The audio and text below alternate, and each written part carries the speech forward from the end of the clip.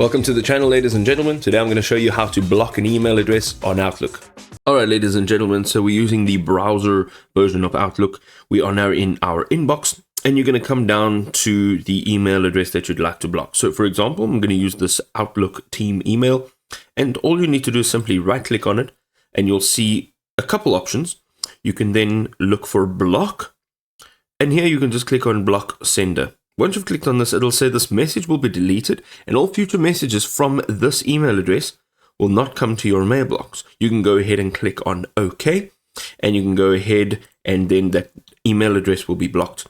So if you do have an email from the sender, you can then go ahead and right click on that email because this one that we've used would have been deleted.